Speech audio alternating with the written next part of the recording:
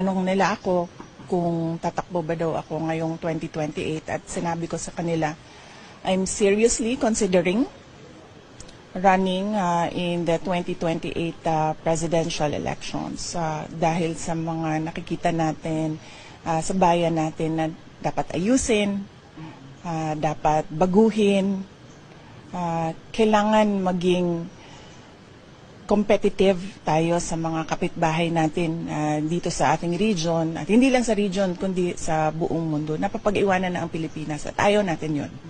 Sa 2025 elections, pinag-iisipan ko pa kung ano yung participation ko.